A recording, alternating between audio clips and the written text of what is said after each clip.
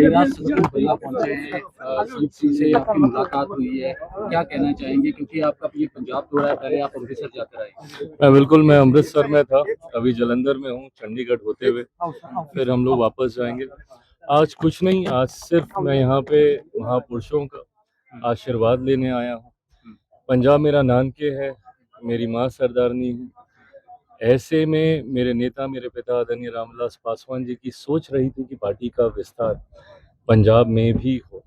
धीरे धीरे आने वाले चुनाव को मद्देनजर रखते हुए लोक जनशक्ति पार्टी रामविलास पार्टी का भी विस्तार करना चाह रही है। पर आज जब मैं किसी भी राजनीतिक दृष्टि से या पार्टी के विस्तार की दृष्टि की मैं सोच रखता हूँ, उससे पहले मैं सिर्फ आशीर्वाद लेने आया हूँ। यहाँ पे गुरु महाराज जी का आशीर्वाद लेने अमृतसर गया, वहाँ पे गोल्डन टेम्पल में माथा टेक के वहाँ पे आशीर्वाद लिया। उम्मीद बस यही है, उम्मीद करदा कि मेरी पार्टी जिदा बाकी राज्यों ची बिहार ची जिदा पार्टी का विस्तार होया, पार्टी के कई नेता चुन के ना सिर्फ संसद ते विधान सभा तक पहुंचे ने। वही सोच मेरी पंजाब ਲਈ भी हैगी। आधा सरदार हाँ, आधा पंजाबी हाँ, ते मेरी जिम्मेदारी मेरे इस परिवार ਵੱਲ भी बनती है, पंजाबियों ਵੱਲ भी बनती है।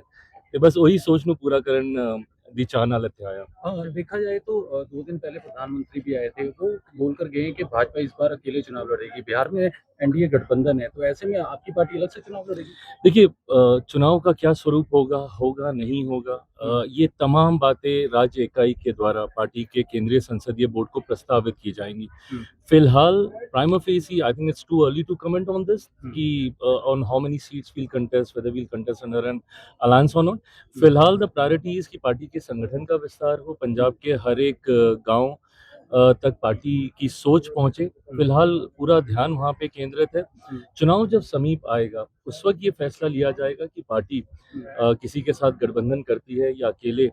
हम लोगों ने बिहार में हम लोग का गठबंधन है, केंद्र में गठबंधन है, हम लोगों ने झारखंड में गठबंधन में चुनाव लड़ा, वहां से मेरे विधायक हैं। पर नागालैंड का चुनाव हम लोगों ने अकेले लड़ा था बिना गठबंधन के, पर मेरे 2 विधायक नागालैंड में भी वहां पे मौजूद हैं। तो ऐसे में गठबंधन होगा नहीं होगा ये आने वाला समय बताएगा। बट फिलहाल आज की तारीख में पार्टी 117 विधानसभा सीटों पे चुनाव की तैयारी कर रही है, संगठन को मजबूत। दिल्ली में जंतर मंतर पे जो कॉकरोच पार्टी द्वारा प्रोटेस्ट किया जा रहा है, हंगर स्ट्राइक की जा रही है, और आज विजय दिप्के ने कहा है कि जो लोग यहाँ नहीं पहुँच सकते वो अपने डिस्ट्रिक्ट में जो आंदोलन करें।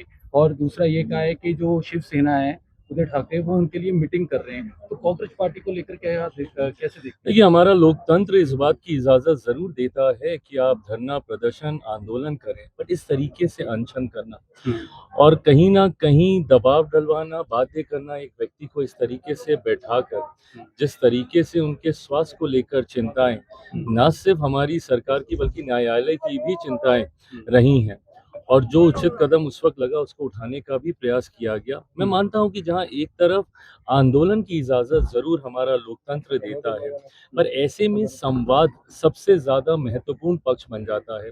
आप अपना प्रस्ताव दीजिए, आपकी सोच से कहाँ अलग हैं हम लोग खुद चाहते हैं कि शिक्षा प्रणाली जितनी पारदर्शी हो, जितनी सशक्त हो।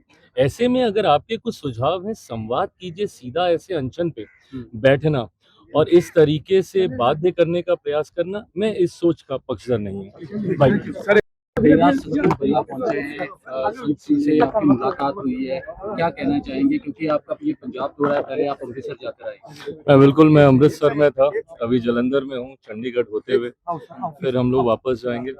आज कुछ नहीं, आज सिर्फ मैं यहाँ पे महापुरुषों का आशीर्वाद लेने आया हूँ। पंजाब मेरा नानके है, मेरी माँ सरदारनी है।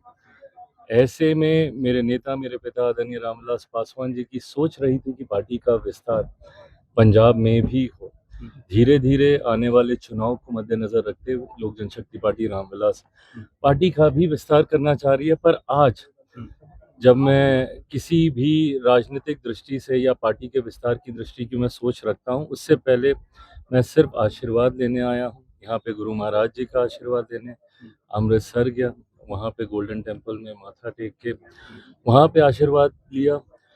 उम्मीद बस यही है, उम्मीद करदा कि मेरी पार्टी जिदा बाकी राज्यों ची बिहार ची जिदा पार्टी का विस्तार होया, पार्टी दे कई नेता चुन के ना सिर्फ संसद ते विधान सभा तक पहुंचे ने वही सोच मेरी पंजाब ਲਈ भी हैगी आधा सरदार हाँ आधा पंजाबी हाँ ਤੇ ਮੇਰੀ ਜ਼ਿੰਮੇਵਾਰੀ ਮੇਰੇ ਇਸ ਪਰਿਵਾਰ ਵੱਲ ਵੀ ਬੰਦੀ ਹੈ ਪੰਜਾਬੀਆਂ ਵੱਲ ਵੀ ਬੰਦੀ ਹੈ ਤੇ ਬਸ ਉਹੀ ਸੋਚ ਨੂੰ ਪੂਰਾ ਕਰਨ ਦੀ ਚਾਹ ਨਾਲ ਇੱਥੇ ਆਇਆ देखा जाए तो 2 दिन पहले प्रधानमंत्री भी आए थे, वो बोलकर गए कि भाजपा इस बार अकेले चुनाव लड़ेगी। बिहार में एनडीए गठबंधन है, तो ऐसे में आपकी पार्टी अलग से चुनाव लड़ेगी? देखिए चुनाव का क्या स्वरूप होगा होगा नहीं होगा ये तमाम बातें राज्य इकाई के द्वारा पार्टी के केंद्रीय संसदीय बोर्ड को प्रस्तावित की जाएंगी।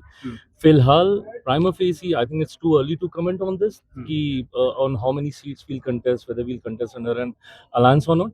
फिलहाल द प्रायोरिटी इज कि पार्टी के संगठन का विस्तार हो, पंजाब के हर एक गांव तक पार्टी की सोच पहुंचे। फिलहाल पूरा ध्यान वहाँ पे केंद्रित है। चुनाव जब समीप आएगा उस वक्त ये फैसला लिया जाएगा कि पार्टी किसी के साथ गठबंधन करती है या अकेले। हम लोगों ने बिहार में हम लोग का गठबंधन है, केंद्र में गठबंधन है, हम लोगों ने झारखंड में गठबंधन में चुनाव लड़ा, वहां से मेरे विधायक हैं। पर नागालैंड का चुनाव हम लोगों ने अकेले लड़ा था बिना गठबंधन के, पर मेरे 2 विधायक नागालैंड में भी वहां पे मौजूद हैं। तो ऐसे में गठबंधन होगा नहीं होगा ये आने वाला समय बताएगा। बट फिलहाल आज की तारीख में पार्टी 117 विधानसभा सीटों पे चुनाव की तैयारी कर रही है, संगठन को मजबूत। दिल्ली में जंतर मंतर पे जो कॉकरोच पार्टी द्वारा प्रोटेस्ट किया जा रहा है, हंगर स्ट्राइक की जा रही है, और आज विजय दिप्के ने कहा है कि जो लोग यहाँ नहीं पहुँच सकते वो अपने डिस्ट्रिक्ट में जो आंदोलन करें। और दूसरा ये कहा है कि जो शिवसेना है उद्धव ठाकरे वो उनके लिए मीटिंग कर रहे हैं। तो कॉकरोच पार्टी को लेकर कैसे देखते हैं? देखिए हमारा लोकतंत्र इस बात की इजाजत जरूर देता है कि आप धरना प्रदर्शन आंदोलन करें, बट इस तरीके से अनशन करना और कहीं ना कहीं दबाव डलवाना, बातें करना, एक व्यक्ति को इस तरीके से बैठाकर जिस तरीके से उनके स्वास्थ्य को लेकर चिंताएं न सिर्फ हमारी सरकार की बल्कि न्यायालय की भी चिंताएं रही हैं, और जो उचित कदम उस वक्त लगा उसको उठाने का भी प्रयास किया गया। मैं मानता हूं कि जहां एक तरफ आंदोलन की इजाजत जरूर हमारा लोकतंत्र देता है,